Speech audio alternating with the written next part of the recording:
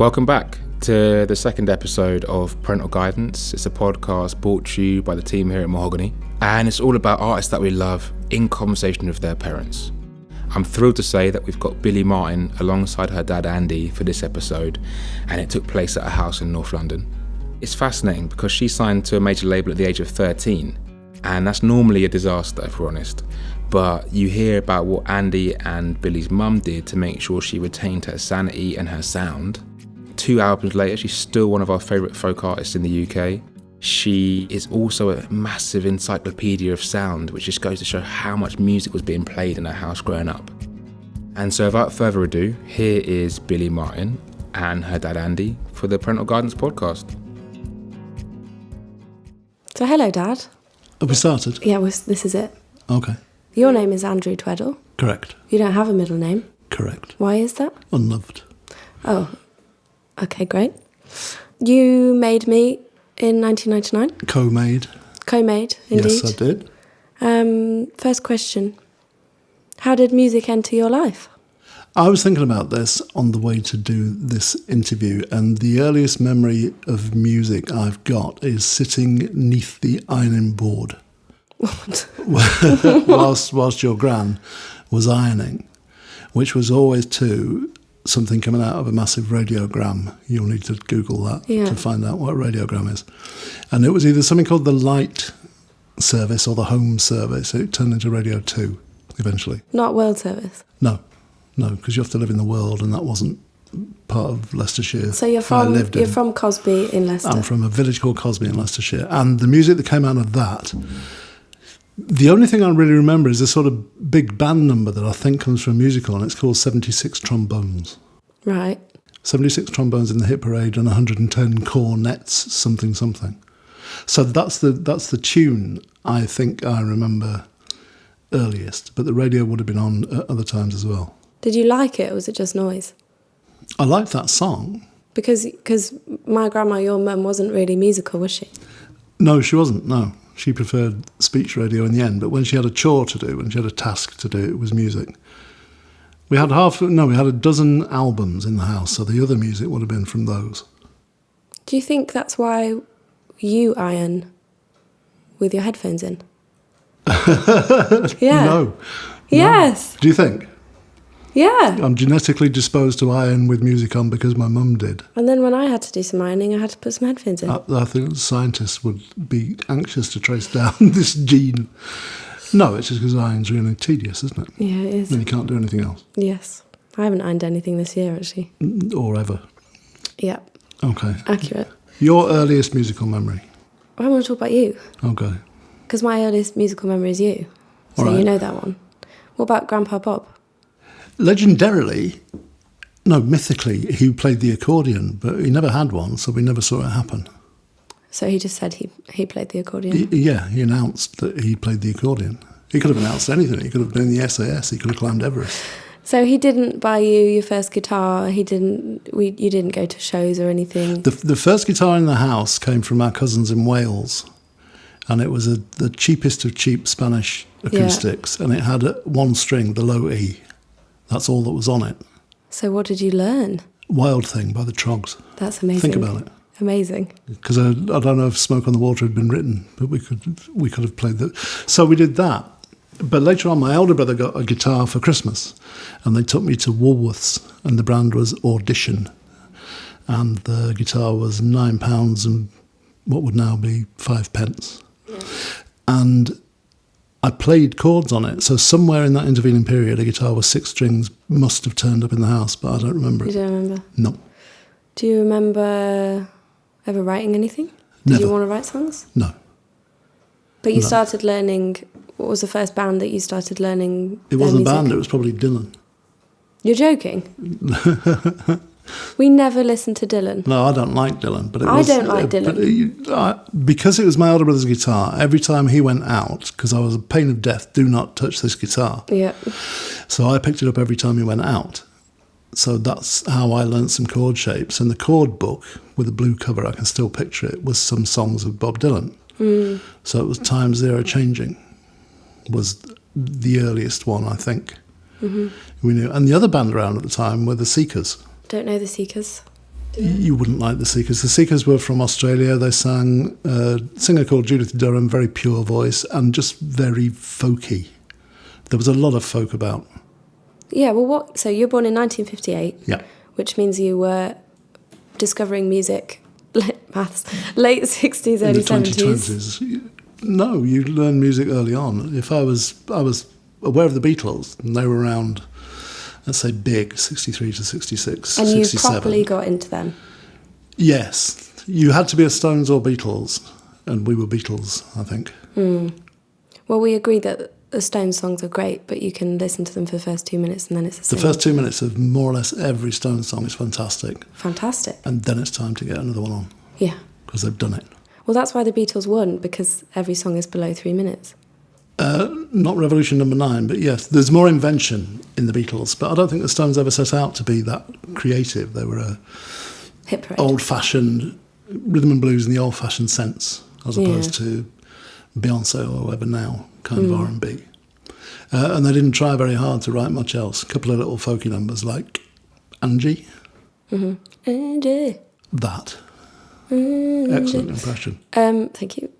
So, folk was probably stronger for you in your head as music, and that.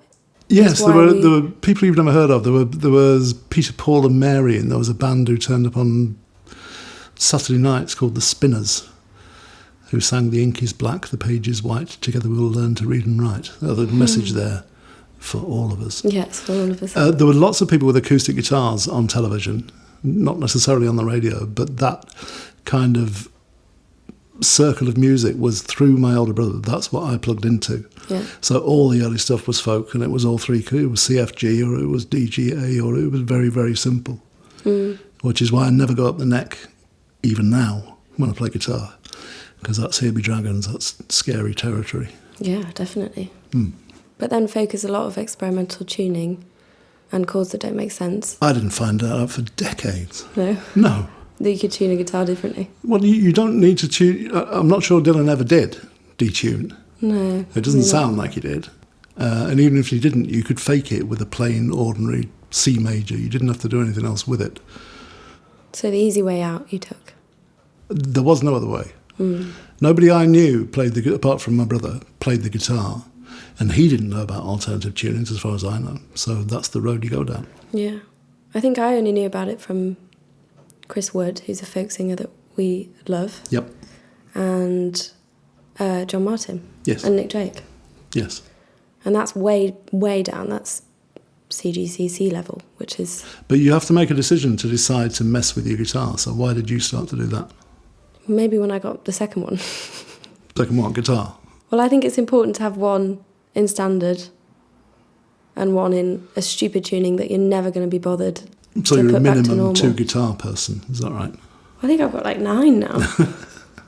But they all have different purposes. Yeah, but when you started, I taught you chords that were fairly plain. So you bought me the pink 3/4 size Yamaha from a music shop in Ripon, which is where I was born, Yes. in North Yorkshire. And you taught me G, the funny chord in the middle, I don't know what it's called still, E minor and C, but the easy version of C. Okay.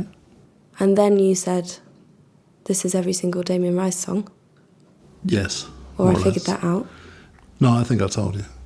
All right, then. I'm just taking the credit. Okay, you told me. And nothing will shift me from this. It's now the truth. I still play things in sound check, and they're the 5 things that you taught me. Okay, what are they? May you never, Yeah. the easy way. Thanks for that. Damned with faint praise. Yes. That's all I can do. The Bert Jansch, Angie. The Paul Simon Angie. Bert Jansch. I know he's not responsible. Davy Graham's responsible, and everybody's covered it. But the version I learnt Is and therefore Paul gave Simon. to you is Paul Simon. Yep, so I still play that. I play bookends every sound check. And that strange blues chord progression that we both know, which starts on the E. That was a teacher at high school. Yeah, It so was you from- had lessons. No, not in that kind of formal way. I think we had about 6 lunchtimes where he turned up with a guitar and some of us took guitars along. So I'd have been between 12 and 14, I suppose. Hmm. And he taught me two things, one in C, which I can't play anymore, and that E thing, which was just a simple blues. Yeah, which I've never forgotten. But it's syncopated. Syncopated. And that's tricky. Yeah, and I guess that was it. That was the collection. But I used to play to you at bath time. Do you know why? Yeah. Because having to lifeguard a kid who's in the bath is really boring. I love bath time, though. Well, great. And what did we sing there? Someone asked me the best memory of my parents the other day on another podcast, and I said bath time. You came in with the guitar and we sang old nursery rhymes, and we sang My Grandfather's Clock. Which goes? My grandfather's clock was too large for the shelf, so he stood 20 years on the floor. I've got to stop you there because it's 90. 90 years on the floor. Yeah. And it stopped short, never to go again, when the old man died, which is really sad. One of the classics. Well, you've got to introduce kids to the facts of life really early. Well, that's why you gave me cautionary tales. Yeah, possibly. They're horrendous. Not to read in the bath, though. What else did we do in the bath? I think we did My Generation. We did My Generation. People try to put us down, and then you'd play, and you'd give me the next lyric, and I'd sing it, and then you'd play again. Yeah. And then you did the harmony. Talking about my generation. Yes. And we used to fade out, and that's when bath time was over. Yeah, and wait for applause. We did. Well, luckily there was no applause, because that would have been weird. Never came. But this is part of the way to raise kids, according to the book I'm never going to write, but this is a fact. Don't let kids listen entirely to kids' music, because it So true. spoils it. So true. So don't let them have control of your car CD player or your MP3 or whatever. So 1 for you and 10 for the grown-ups. That's the ratio. Which is why the first music I probably remember hearing is Hunky Dory. Yeah. And we had a lot of car journeys, because when you're in England, you drive a lot for summer. You don't go anywhere else.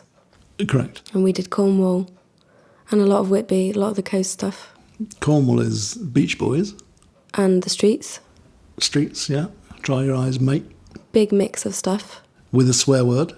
With a swear word. 2 swear words. I'm not going to... Are we allowed to swear? I'm not going to do it because it's offensive. Don't do it. But you used to turn it down really quick on the radio, and Mum used to make a noise. Well, I did, and then I just got fed up of it. So I was like, kids, there's swearing here. Yeah. Your brother said to one song, I think it was in Alanis Morissette, something off Jagged Little Pill, which has an F in it. And more stuff, but it was the F that was particularly sensitive. Yep. And as it was coming up, a voice from the back of the car just said, I'm not allowed to listen to this. See, I was so well trained. Turn it down. Well, I remember on the Damien Rice album, the song Rootless Tree. Yes. Where the verse is so normal and it just sounds like any other Damien Rice song. And then the chorus is like, fuck you. Yeah. And I remember the anxiety before that came. Yeah. Because I needed Mum to turn it down. Yeah. I didn't know why, because I didn't know what it was. I had the same anxiety. We didn't drive in my family, but Quadrophenia, Yeah. The Who, there's a track on that, and it's it says, your fella's going to kill me, oh fucking will he? And I always had to be alert for that if they were in the house, because it was a tiny house, and there would have been consequences if they'd heard that. It's good to be exposed, though, early. To swearing. A little bit. Has it made you the foul-mouthed harridan you are now? Yes. Well, there you go. I For choose good or not bad? to swear in songs because I think you really want to sometimes, but then you have to think of all the times in later life you're going to have to play that song again and again. Yeah. And you won't feel like that. Yeah. And I don't think I want to swear at people in gigs, even though it's not directly to them. I think it's still kind of... doesn't really fit the brand. I'm not really a fan of the theory that says if you swear you've got a poor vocabulary. No, because Eminem. Because I am dead good words with. Sometimes nothing else will do, but if you're singing a song, there's loads of other stuff that will do that job. Yeah. Just sing it louder. Apart from what's the most effective swear. You see, rap, if there's lots of it, if there's lots of MF all over the shop, what does that gain you? It just becomes a noise after a while. It's just repetition. I know, Martha Wainwright. Oh, Bloody Motherfucking Asshole. Yes. Our favourite song. Yeah. So that is about her dad, Yes. which I only realised a couple of months ago. I thought it was about a boyfriend. No. And that whole meaning is just turned on its head. Are you still finding out then what songs mean? Are you not? I don't look for meaning. I'm not a big lyrics fan. Okay, I'm so a this noise is, yeah. fan. So when I started writing songs, it was because you played guitar and my older brother Max played guitar, and you were playing together, and I wanted to join in. Yep. But when I started writing lyrics and stuff, that probably started because of Mum, and she was writing poems. Yes. And I was big into English and reading. Yeah. Which meant that I would write poems or stories in English class and then come back and put music to it. So I don't think I ever started just with guitar, just writing melodies, which is maybe why I didn't want to get into a band, because you have to be sort of self-reliant, and it was like an introverted thing. It wasn't kind of, look at me, I'm a superstar, let's put a mic in front. No, you were never like that, I must say. Everyone has that childhood video, don't they, of getting up at Christmas with a mic as a 3-year-old or something like that. Yeah. And I don't think I ever did that. And what do you do now? Do you have a riff? Do you have a lyric? Do you have a bit of a lyric? What do you have? It's sort of it swaps between nice, pretty guitar melodies, which I do love because that's the folk influence, and more sort of stream of consciousness speech type thing that I write down more regularly now as I'm out and about, not just sitting down to write. You have a book, don't you? The Book of Secret Things. I do have a book of secret things. What goes in there? Usually the same words. Uh-huh. I've made a pact not to put the words sea, water, there's another one in the next album because it's just been mentioned so many times. Does it say never rhyme love with above? Yes. And never say call you on the telephone, because what else are you going to call me on? A megaphone. True. And let's do a list. Well, yeah, we have that thing of we like language, don't we? Yes. Do you want to give me some more language there, or? No. Okay. See the beauty of language there? Just simple. Yes, brilliant. But it does make me think about words a lot, and I can't do the whole I love you, you love me. I think even when I started writing songs at age 9, they were still quite dark. They weren't about pixies and No. unicorns, that's for sure. There's a lot going on in that small brain. If you had a brand, it would have been My Little Tubercular Pony. Tubercular pony. Yeah, because pretty, but, doomed to die. I think that was always going to happen. Consumption. Yes. You didn't get that from us. No, I I don't think think. that's just, I think, It's your diseased brain. yeah, it's just indifference, maybe. It can't be indifference if it's tragic, can it? Oh, I don't know. Tune in next week for Philosophy 2. I don't think you're indifferent. I think it comes from feeling and emotion, doesn't it? I think so, which I like because you have something to do with it. You have somewhere to put it. Yeah, but it's not all you, is it? You're at pains to say. Huh? Not every song is autobiographical. No, and I'm getting better at talking about other people, which is more refreshing. Who's your favourite lyricist? Crikey. What's your favourite line? I like a lot of the Simon & Garfunkel stuff. I like April Come She Will, I think is really, really clever. I like natural imagery. That's why I like Nick Drake, because his language is really simple, and it's pinks and blues and those things that do good things in your head. Yeah. But he's also saying something really profound at the same time. That's maybe why I like a lot of that sort of literature, that sort of writing. Yes, because you're a big Kind of literature fan, aren't you? Victorianism type stuff. You're a bookist. Yes, so you don't like literature, you like crime novels. Yes. Murder. But you've also read all of the books anyway. So when I mention a book that I'm reading, you know what it is and you've read it. Yes, until recently. I stopped doing literature when I left Poly, because that was the end of education. I thought I don't have to analyse anymore. I can just let books wash over me, which is great. That's what I do, but you don't. I don't like a book that washes over me. No. I don't have a very good memory. If people go, what's a good line in that book or what happened there, I just know that I really liked it. Did and not like. I always underline the sentences I like. So And do then they go into the Book of Secret Things? Yeah, sometimes. Uh-huh. Well, someone asked me today, actually, they were listening to the first EP, which has a song called Roots on it. And one of the lines is, heaven knows I could find my place to be. And they asked me if that was a reference to Nick Drake, and it was. Uh-huh. So people are getting that as well, because I can't be the only one. Good. So all you've done is copy Nick Drake, is this right? I put it to you. It's all plagiarism. So yes, music. Mm-hmm. You took me to my first gigs. We didn't really decide that I was going to be a musician though, did we? It wasn't... Well, we can't decide you're going to be a musician. No, sorry, I didn't go. I'm going to be a singer. No, we organised piano lessons. With a friend of a friend. With a friend of a friend who was a very good pianist and encouraged you, but that was never... You never took a grade. No, I remember the conversation. I remember it after school. Tom Sissons, our family friend, said she can do grades, and I remember saying no, because what I was doing with Tom was picking a song and then we just learned to do it. So I learned Cornflake Girl, Tori Amos. Yes, you did. And started learning Everything in Its Right Place, but never finished that one. So it was like playtime. And I think if I put something regimented into that, put it with music, it would ruin it. I'm sure that's true for you. And I never got music theory anyway, which is why I got a B in music GCSE. Well, that's still quite a good fake to get a B, isn't it? They went to see a gig as part of my... Do you They remember? didn't believe you wrote any songs. They didn't believe I wrote a song. They needed proof that I hadn't written it or your mum hadn't written it. Yes, it was a parents' But evening. you know what? It's very wise, because the first song you pretended to have written was by Miley Cyrus, wasn't it? I knew you were going to... Wasn't it? I knew you were going to mention that. Hey, Mum, hey, Dad, just written this cool number, you said. In my defence, I wrote the lyrics. You wrote some of the lyrics. I said, I miss your face. Yeah.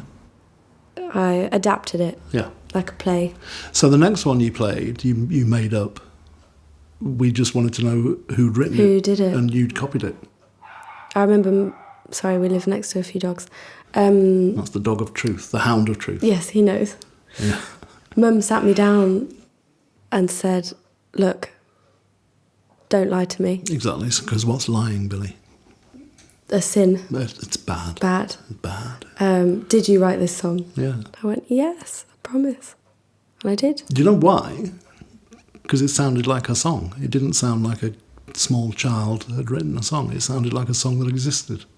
Well, the only reason I think... So everything started really young, which doesn't look good when you think about the ages. So I was on YouTube from 8.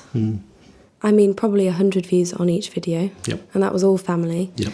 Then age 12 was the On Sofa music channel video, which was professionally done, which was still a family decision. Yep. But that's 12 years old. And that's like an original song and a cover. But you would have told me if that song was really bad. We'd never have encouraged you had you been abysmal. Because you're not bad parents. But I just can't lie that well and for that long and to your face. So we if you weren't any good, you'd have found out. Yeah. We'd have found a way From the public. to guide you into crochet or nuclear physics. Yeah, that's not going to be me, is it? That was a loss to the world of crochet. Yes. What about the physics? I don't think that was ever going to happen, was it? No. You were very good. They were good songs. They were hooky songs from all that time back, which is remarkable. But you kind of helped me to be better, not in a pushy dance mum's way, but in a way that was kind of made me more accessible to humans that weren't kids. So you'd say, stop singing through your nose. Yes. Which when are you going to do that? How dare you? Oh, you went there. How dare you? 2 albums in and you say this now. No, but you'd say little things like that, or play guitar a bit better that way, or something like that. Yeah. I'll tell you what it was. Your mum and I talked about it. If you had been a keen swimmer, and lots of parents do this, we'd have been up at 5 o'clock on a Saturday morning or every morning to take you to the baths and all that. And so if you were heading in a direction, as long as that was enjoyable for you and you were making some progress, we'd support it. Most parents that happens to, it's with sport. Yeah, and we lived so I went to a school in the Dales, which was very small, but their main thing was sport or engineering. Yeah. And there was no room for music or creative arts. There was grade 9 triangle and flute. Yes, there was classical. Yep. And I didn't want to be a sporty person, but that's okay. But music is also a family thing anyway. It's not like I picked something out of the blue. No, you didn't. Like horse riding. That was lucky for us that we had some familiarity with how it Yeah, you had experience. with how it should sound, which sounds very grandiose of us, but no, we knew. That's why we knew you were good. We're lucky that we like music so much. Yes, we are. But we're also thankful that there is so much that we like. Yeah, there's that.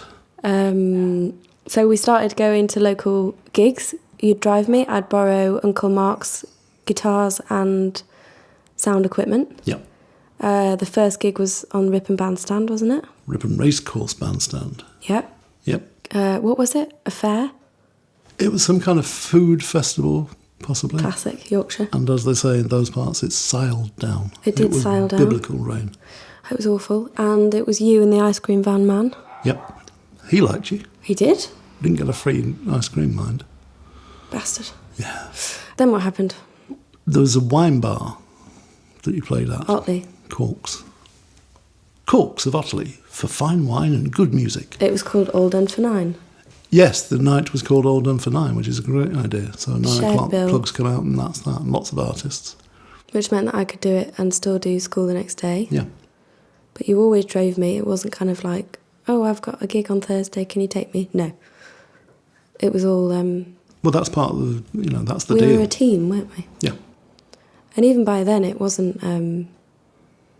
I still thought it was just fun and games, sort of hobby type thing. Well, it was, wasn't it? When did you think... Were you already a year signed before you thought, ooh, I could probably do this for a living or something? I think I've only just thought that now. I think I'm nearly there. Yeah. Because it's comfortable, but it's uncomfortable.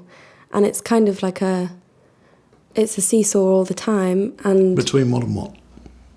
How does discomfort make itself felt? because I guess it's not my natural... Music is my natural way of being, but public music and being confident and comfortable with oneself is more of a challenge for me. So there's two sides of it. Like, I'll always make music, but whether I want to do that on a public basis and tour for the rest of my life is a different question. But I didn't need to decide that. I could do this forever, or I could do it for another 5 years, or it doesn't matter. You can't really see an end, can you? No. You can't decide to stop writing because No. it will just come into your head. Yeah, I don't think that will ever stop happening. No. Well, let's go back again. We started getting phone calls from London, didn't we? After that YouTube video. It's lost in the mists of time now. Someone saw something from YouTube and said something to someone, and they said someone should ring, and someone did. It's the power of the internet, really. Yes. Yes. And we would meet them in fancy hotels and restaurants after school again. I just didn't really know why Well, I you was weren't allowed there. out at lunchtime. Yeah. I didn't know what was going on. People start giving you CDs and talking about... Why didn't you ask us? Because believe me, we told you.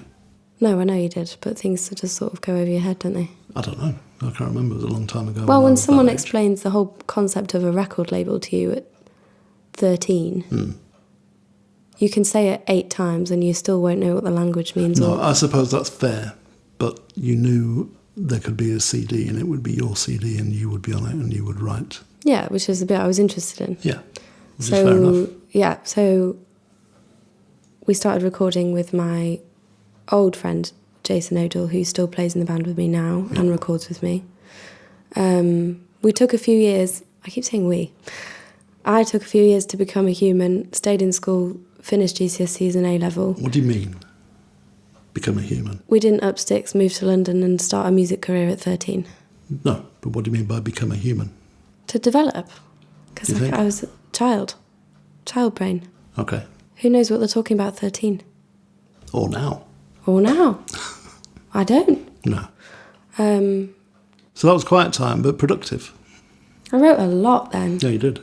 I was really distracted. But this is what every first album's got every song you've ever written. Is that not the case? Bar 1 or 2. Yeah. Yeah, and some of those were first 5 songs I ever wrote, things like Unaware, which was the tuning I made up. E-A-B-E-B-E. Eaib. E-A-B. Yeah. and much later stuff, which was just before the record came out, aged 15, 16. Yeah.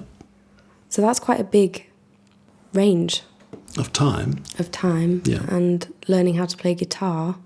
Yes. Years of experience just weren't there at all. No, but you are.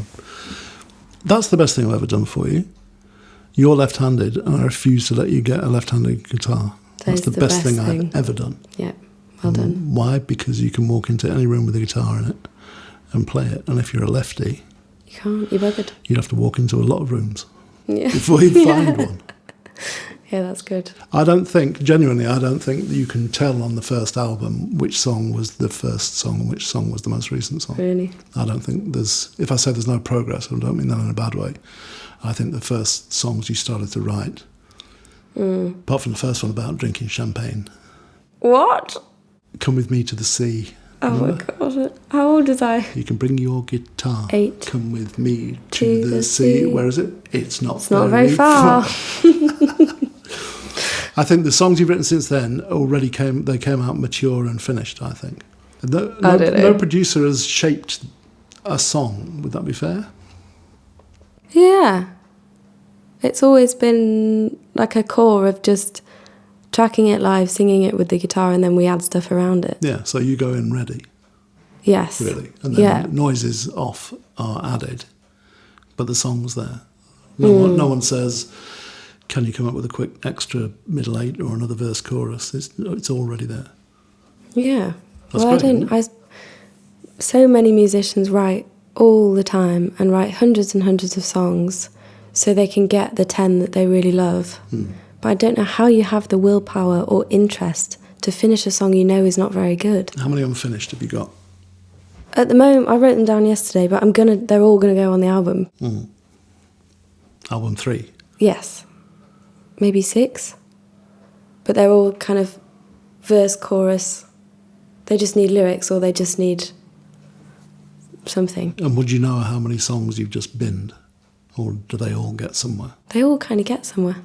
That's great, isn't it? I don't know. Well, that's hours of your life not wasted. I think maybe I'm just being lazy. Maybe you are. Well, I think that's kind of in my... That's the way you work. Yeah, a little bit. I signed to a division of a major label. Yes, you did. In 2015, the day before my maths GCSE. Yes. And I took my revision, and we all got the train. We still celebrate that maths GCSE day. I got an A. Yeah. Star. Maybe. Yeah. I remember doing really well in maths. What don't GCSEs do? Count. Correct. But you even told me that, and I still revised a lot more than I did for my A-levels. I'm not saying don't try. I know, I think the day after you get your GCSE results, everybody tells you, right, they were worth nothing. Adjust your whole working method. It's A-levels now. You were always very comforting in the fact that both of you weren't pushy on academics and, weren't worried or making me get tutors if I was missing school or not getting straight A's. No. I knew that there was a lot more out there that I was interested in that wasn't down to getting 3 A-levels and going to uni. No. But you did get 3 A-levels. I did get 3 A-levels. One of them was art. Does that count? Yes. It's sociology that doesn't count. How did it feel for you both that your daughter was signed to a major label at 15? We expected it to happen. We didn't expect it to happen that quickly. We were very excited. We were very frightened. Because it's not a business we know anything about. And it's full of absolute shower of bastards from one end to the other. We haven't met many, but we just know that's what it's like. It can be a horrible experience. So the big thing for us was protection. So your mum, who nearly became a legal secretary by the amount of stuff she read through and badgered our lawyer hours of contracts for questions and questions and questions and changes. Everything we could do to keep the decisions with you was, we thought, the best way to stop bad things happening. And that was as much as we could do. We made sure that they paid for first-class travel, because young girls more Yeah, protected I was totally that on way. my own and getting late trains back, and Yeah, you know. there was legal requirements in the early days for chaperones at all times. Yeah. So that had to be fulfilled. So We made you'd sure wait that happened. outside while I was recording Yeah, in the studio that kind of 4 thing. hours. Yeah, but that's the deal. You know, so many parents just would not have done that. No, you're right. I Yeah. am the best. Yeah, yes. By far. Okay, rein it in. But it was okay because I think we knew in our guts that nothing seriously bad was going to happen. And also I don't have the interest, I don't have the desire to get into that mainstream world of limelight, of fame, of anything like that. X Factor and Britain's Got Talent both came knocking. Is They that did, right? didn't they? Yeah. That was The Voice. The Voice, was it? I think it was all three. Anyway. How bad's that? So they rang school once. Yes, they After did. seeing the a Weasels. YouTube video, Yeah. Britain's Got Talent, and rang the school secretary and said, "Can I speak to Billie?" Yeah. And they said, "No, Yeah. you can't just ring up a student." And Well, it makes me think that the production team on those shows is composed of 16-year-olds who don't themselves know what they're doing, because why would you do that? totally, that's insane. Yeah. But they did that specifically so they would avoid you two, Yes. because you wouldn't ring a family home. Unluckily for them, I'm sure we talked about it, but we would know instinctively that would never be what you would do. No, it was hideous. Yeah, because you could have been 14-year-old famous for 5 minutes. You wouldn't even make it to 15 like Andy Warhol. Yeah. Yeah. And then you'd be washed out by Christmas. And I nearly went on Songs of Praise. Yes, That was a good sidestep. we declined that for you on religious grounds, Indeed. that you didn't have any. You were called by Ellen DeGeneres, the show in America. What? Yeah, I did not know that. yes. When? What? When was this? To be the child star segment? There you go, which we didn't know about. I didn't know what Ellen No, DeGeneres we had was. 2 emails and 1 call, and then they never called back. Rude. Nothing to do with me, I promise you. Thank you. But that would have been exciting. But again, another flash in the pan thing, and I think it's great when careers happen really fast to really good people. But if you want to do this for a living, you've got to be hardworking and talented and really lucky. Yeah. Do you think? And it wasn't a performance thing, was it? What wasn't? The music. It wasn't. Oh, you weren't putting it on, do you mean? No. And I wasn't made to sing in front of people. That wasn't the part that I liked. No, that's another thing we would have stopped. Yeah. I think we probably encouraged you to do more gigs than you wanted to do. I think that's true. But they were all good ones. You Good know, local ones. Like the way we used to beat you till you bled. That was Yes. just for your own good. Good memories. Yeah. How are you getting on with performing? Why don't you look at the crowd, Billie? Much better. Billie, why don't you look at the crowd? I do look at the crowd. No, you don't. It's usually full of relatives, so I can't. You look at the top left corner of the room. That's very accurate. That's my safe space. Why? Why do you do that? Because you get tunnel vision and you have to ignore everyone but welcome them. You have to seem warm, but you have to seem mysterious and aloof. There's so many things that you... How do I do that on a podcast? Air quotes? I'm doing air quotes, is what you say. I'm doing air Billie quotes. is now doing air quotes. B, End air quotes. and air quotes, which means that I just sort of retreat over there. And I'm concentrating on singing. How much do you blame Laura Marling for this? Bitch. Well, I remember seeing her. She was one of the first gigs I ever saw in... It wasn't York Minster. And we like Laura We do like Laura. a lot. I remember when Spotify became a thing, she was the first thing we listened to on there. And the death of the CD commenced. Yeah. But she wasn't really... she doesn't come on with a bag full of one-liners and take the crowd by the throat and cheer them all up with a yee and a ha, does she? No, I don't do that. I know. That's why I'm asking. Do you think you She learned was that? the only girl I saw, because I saw a lot of male guitarists first.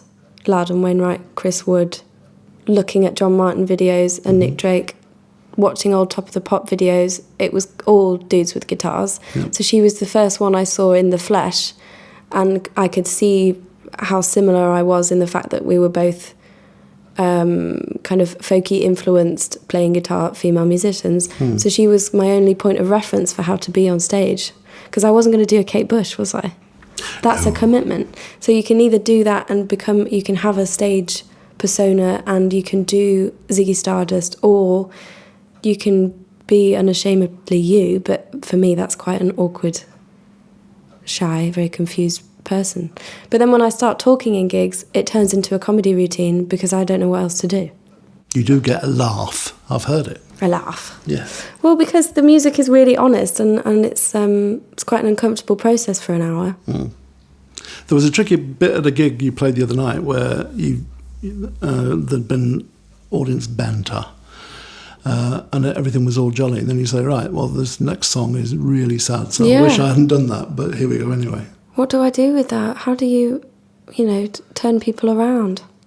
I think it's like... I chose a bad The moment. One Show, well, that was one of the world's worst famines, and now here's a rabbit in a box driving a car. You've got to treat it like that, I suppose. Yeah, I just think it's a really hard thing, and you don't get that fear if you're just looking at a gig. You just don't get it. No.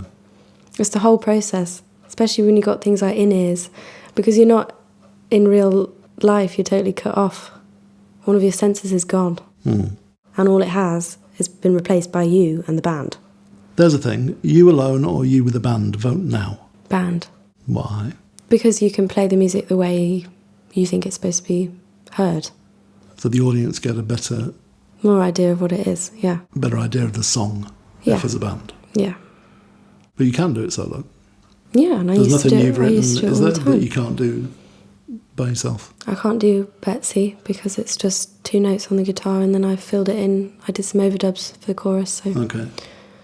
that's about it though. I just think it'd be too linear. How do you shape a gig when it comes to song by song? Or do you? I guess we start with more of a drum-led sequence, first 4 songs. More to do with that, definitely more grooved. And then dip into the older stuff, which is more floaty, slower tempo, very light drums, that sort of world. Then we go for things like Vanilla Baby, which is the one I just shouldn't speak before, I should just go straight in. Because that's basically solo, apart from 2 notes on bass. 3 notes from bass. You switch from electric and play acoustic then? Yes. Right. And I do really like playing acoustic, but at the time of recording and writing those demos, they were all on electric. Have you taken up the plectrum? Yes, I have. Well done. Thank How many you. years have I been telling you to take up the plectrum? A lot of years. A lot of years. And I've still not found the capo in this house. I'm still living without one. Okay, just for the record, that's 3 capos you owe me, because you've stolen them, and 1 for yourself. What musicians, what did they play in the band you just toured with? So you said drummer. Oh, so we have drums, bass, and noises, basically. Synth stuff, keyboard led. Keys. Another electric. And if money and all the rest of it allowed, would you Horns. have more musicians? Yes, all of them. All of them? All of them. The LSO? Yes. Well, because there's so many different noises on all the records that are done with kind of... who's that band that does a tiny desk? One of them blows bubbles in a jar. No idea. Superorganism. Okay. They are a team of maybe 12 or 13, but they all just play very specific homemade They instruments. play bubbles in a jar. But if you ripped apart all the stems of each recording, they would have things like that. So that would be perfect in a perfect world. Strings would come back, definitely. What about squealing lead guitar with a foot on the wah-wah pedal? Absolutely not. No. I saw that in a jazz night in Glasgow the other night. It was just Really? terrible. Did you feel a little bit ill? Put away the wah-wah. Yes. Put it away. Yes. With wah-wah averse. Yes. But we have seen a fair few gigs together, haven't we? I've probably seen more gigs of you than we've been to gigs, Recently. I think. In this... I was your roadie.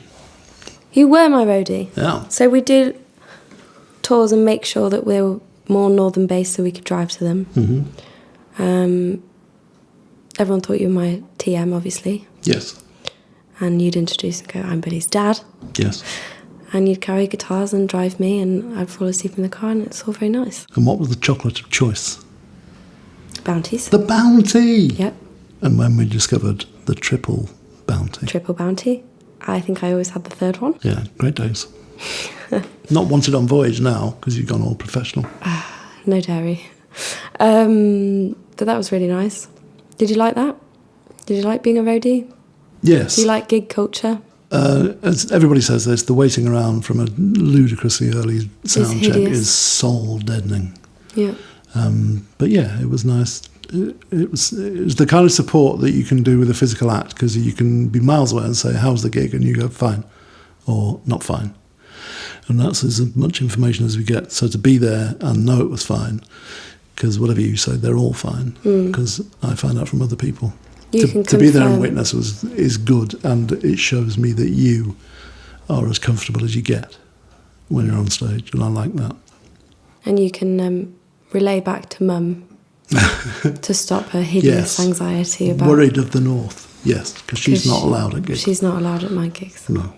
Which is sad, because she doesn't see the best ones. No, she doesn't. But the years it would take off her life if she saw every gig through fear and nerves and angst. I used to get that. I still do sometimes. It totally depends on what the gig is. What's a good setup for a gig? What's a good day before a gig? Usually a gig, so you're not thinking about it. Okay. I used to wake up and know that I had to do a gig that day and just fret and feel worse and worse and worse until the moment. Whereas now it's really good to just be occupied and go about life as normal. Do, household tasks and then go and do it. The baking. Which is an honest form of therapy. It's the only thing that keeps my mind okay. I agree. And often delicious. Thank you. And often suspect. Not good. Not good. You're the only one that sees the bad bakes. Yes, that's true. I don't get baking from you. Again, I don't think there's a gene for quite often. Sponge cake Okay, gene. so when kids start baking, it's because their mum's a baker. Yeah. Or Are you saying she's a bad mother? terrible mother. Is that what you're saying? Love you, Mum. Love you. Certain traits you pick up, certain traits you don't. Like I'm interested in the piano because of Mum, but the guitar was more comfortable. You've written on the piano, though? Yes, I have. And I'll probably go back to it again. But she was kind of born into the classical reading music world. She can read music but can't pick out a tune. Yeah. And we can pick out a Play tune. by ear, but not... No. I remember you writing out how to transpose. Yes. Have you learnt that ever? No. Do you know how many times I did that? 1 million. I know, I just used ultimateguitar.com and it did it for me. Well, again, not wanted on Voyage. Thanks technology for breaking the link between me My and brain my just daughter. can't do it. It can't do it. Well, there is no need, is there? No. What's the thing about John Lennon? Wore round glasses. Middle name was Winston. Which thing? He can't read music. Couldn't read music. McCartney, do you mean? All of them. Okay. Is it all of them? I don't know. I'm pretty sure McCartney reads music. No. No, he doesn't, because he's written oratorios and so on for Liverpool Symphony Orchestra. What else were we listening to then? Important stuff. And Stuff that seeing you the and I- Johnsons. What do you and I not agree on? King Crimson. King Crimson. Hideous band. Noise. That's not true. I think... Well, also, nobody I know talks about King Crimson, and there's a reason for that. They talk about Pink Floyd, and they talk about The Who, and we talk about the Beatles. Well, there you go. You and I share some Floyd, the Beatles, some Who, some Zeppelin. Yeah. John Martin was common. Loudon Wainwright, the third, was common. I think John Martin's probably the most important person. For all of us. Yeah. Yeah. It's the only time I've seen you cry when he died. It was a bad day. It was a hideous day. Yeah. But I didn't realise how important he was to you, which made me feel instantly like I needed him in my life. Sorry about that. Well, it was a big thing. Yes, it was, and you don't realise the other thing that affected me was John Peel's death. Yeah. Even though there was a time for probably 2 years when I listened to him, and 99% of what he played was awful. I was still very effective because he shouldn't have been dead. And You feel robbed, don't you? sort of. It's a weird sensation. And John Marten, you thought of, if he was 70, you'd kind of expect it, but he wasn't. He wasn't well. He was wasn't not a nice man. He was not a good man. These days, it's getting harder and harder to be allowed to take the man out of or the woman out of the music and just have the music. Because music is so much less anonymous. It is a personality and the music they make first. Yes, you may be right. They're more inextricably linked. But if you could have you can't just put a record out on vinyl now, put it in the record shops, and people would have to discover who you were. You have to. That's true. Rise from this kind of well-rounded, functional human being persona who then plays music. And everybody knows who you are. And everyone knows who you are and what you look like. We talked about this when you decided to change to have a stage name. Yeah, that was a big day. Yeah. Because no one could say or spell my last name. No, they couldn't. Did that break your heart? No. You didn't Not care? at all. No, but I do remember saying to you that everybody would find out what your name is. Well, it's so true because every interview or Wikipedia begins with Billie Marten, a.k.a. Yeah, it's the same as, who did we used to talk about? Jonah's policewoman. Yeah. Or Bat for Lashes. Oh, Natasha. Natasha Khan, yeah. Yeah, they always say it. So true. Are you still happy with the name? Do you wish you picked another one? Sometimes, but then I think, it's the same as do you wish you... shoulda, woulda, coulda. Do we care nothing for hindsight? We care nothing for hindsight. Because I it's remember unhealthy. that, looking back. The wisdom coming from both of us right now. If you could bottle this, you'd have a bottle of it. Pure. Yeah. Which bands do you hate? No, I was going to say that this shouldn't make you sad, but I already have your funeral song. Oh, great. What is it? I'm not going to tell you, but you'll know what it is. I have my funeral song. Do you? Yeah. Can you tell me that so I can... It's Dido's Lament. Oh, I knew that. I did No, know you that. didn't. You've said that before. Yeah. It's Remember Me But Forget My Fate, That's quite nice. which I once heard in Ripon Cathedral, accompanied by 30 cellos. That stays with you. Gorgeous. You see, we like classical music. We like some. I like classical music. It's been on the adverts. I've got no in-depth like knowledge opera. of anything. Opera's weird. You hate jazz. I'm quite into jazz. I hate some kind of jazz. I've been forced to confess in recent years that a lot of King Crimson is jazz. There you are. So you've But it's King contradicted Crimson, yourself. so it's okay. Okay. It is a John Marten song, but I'm not going to tell you which one. Okay. But that's how Is it important Singing it in is. the Rain? Because he covered that. Yes, he did. No, it's not that one. Okay. Um, You don't like metal? I hate metal. What is it about metal? It's never in the house. True. This is the same as Bob You can Dylan. go and find it. I think Bob Dylan's a liar. I don't know. Oh, God, I'm going to offend so many people. Well, it's only Dylan. He doesn't care. Exactly. He doesn't care about anyone. No. I would like Bob Dylan more if I was more of a lyrics fan, because that's, especially in later years, I think, where the magic lies. But For why those who like it. are you attracted to Joni Mitchell? The His noise. music. It's not the lyrics, it's the noise. I would say her lyrics are the most prominent thing. Depends which album, to be fair. Okay, Blue. Mm-hmm. That's all heart and soul. That's poetry. As well as tunes. But you couldn't name a lyric. You could. Oh, I could now. I've heard it so many times. I could go through loads of Beatles lyrics because I've heard this stuff a lot. But you don't attach it to your life. You just attach the No, sounds to your life. none of these are reflections or feelings of me. I love Birdhouse in Your Soul by They Might Be Giants, but not really because of the lyrics. It's just a great noise. I used to love Orinoco Flow by Enya. No. Yeah. Dad. No. Come on, no guilty pleasures as a concept. It doesn't exist. What was the first album you bought? I think it was Starless and Bible Black, which is King Crimson. I bought it in Wales. Yeah.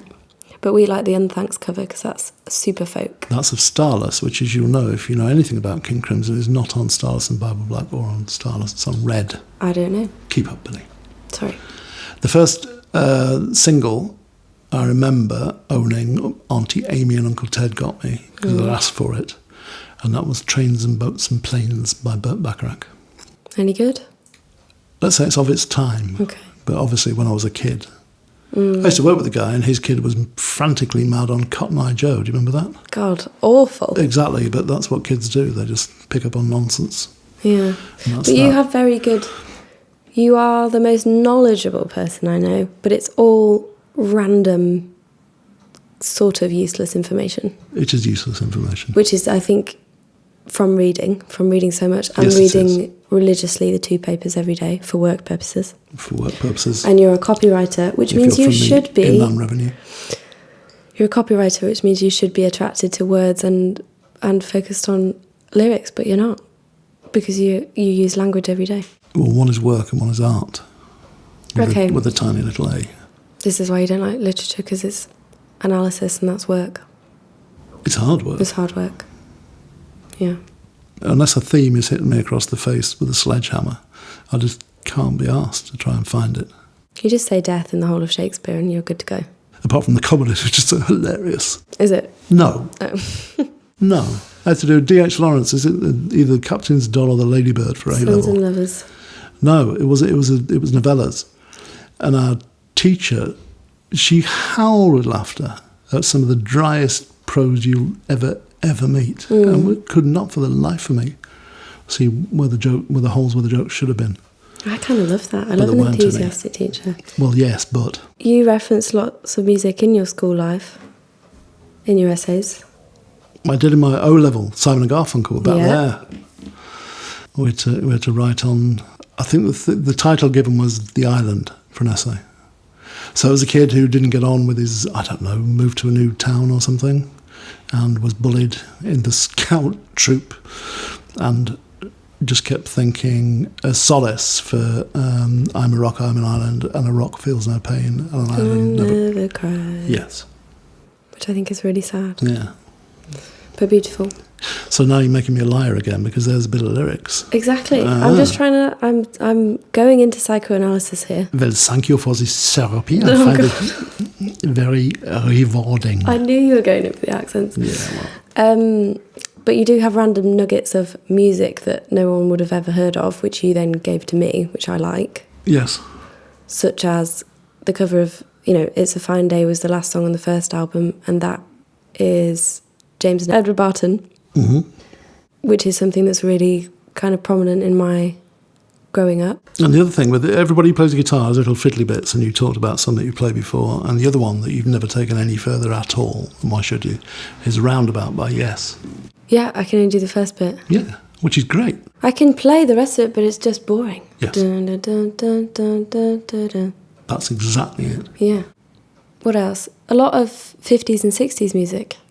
Not 50s, I don't think. You probably think it's 50s. I probably do. 50s was rock and roll. Ink Spots, that's 30s. Yes, but I know that could have come out under the ironing board, which is the so. name of my autobiography. Yeah. That kind of knowledge, because you don't get that anywhere else. But also there was a little revival, Whispering Grass, which is an Ink Spots. Whispering Grass, Yeah. the trees don't... There was a sitcom called It Ain't Half Hot, Mum, set in the British Army in India, racist as you like. Great. And Windsor Davis and Don Estelle, who were two of the actors in there, released Whispering Grass. So some of that music got more play then. So it's been given a little shove in my head. Tell 'em Lofty. That's a perfect impression of Windsor Davis during that song. I'm sure it is. I don't doubt you for a second. Yeah. And we get a lot of music from radio. Six Music. Six Music. Yeah. And Desert Island Discs. Yes. I pick up things from that because people talk about albums I've never heard of, and they are so seminal. Yes, it leads you on. There's loads of stuff that I still don't know that people, if you know the 100 albums you listen to before you blew in the ears, there's lots on there that I've either never played or can't stand. Which is okay because it's so subjective, it's one person's opinion. But yes, it is, but sometimes you just can't say Astral Weeks.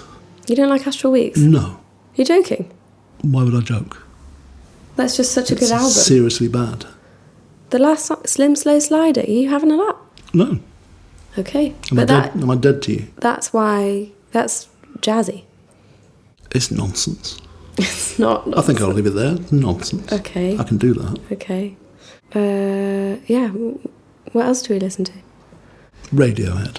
Radiohead is a big family thing. Yes. Damien Rice, Radiohead. Some of The Who. Loudon Wainwright. Loudon Wainwright, the third. The third. I don't know where I got him from. He didn't come from my family, like The Who came from my brother. Mm. I don't know where Loudon... He might have been played on John Peel, I suppose. Do you remember your first gig? No, but I know what it was. I remember it, but I don't know what it was. Okay. There was a band, a Liverpudlian band that started at the same time as the Beatles called Jerry and the Pacemakers. Yeah. And I went to Leicester de Montfort Hall and saw them. Because I remember I went, but I don't remember being there. Right. Their big hit was, well, they did Ferry Across the Mersey and You'll Never Walk Alone. And then didn't become Beatles and disappeared. Well, I think music is the only thing that ties our family together. It's why we all met each other and why we all play and listen to music is the biggest thing. Yes, I don't know why it comes up in conversation, but every now and then we think, well, what would it be like, what would be in the hole where music is if there wasn't any, or you didn't like it? Who are the people who can take it or leave it or don't care? And I don't want to be snobbish about it because there are people back in the 80s, if all you had in the house was Brothers in Arms by Dire Straits, you could immediately discount those people and discard them utterly, which is a terrible attitude. But it was a bit odd. It's all you had. Yeah. So I don't know what it's like. I can't imagine the hole in people's lives when there's no music that means something or cheers them up or calms them down or whatever. I don't know what's there. I don't know. But Drugs. Yes, probably drugs and alcohol, but we wouldn't be... I definitely would not be alive. Do you think? No way. There's nothing else to do. There's buns. There's baking. I don't think that fills it for me. Anything else you want to ask? What's the longest river in the world? This strange familial situation. No? No. And there we have it, another fascinating podcast. Thank you, Billie. Thank you, Andy.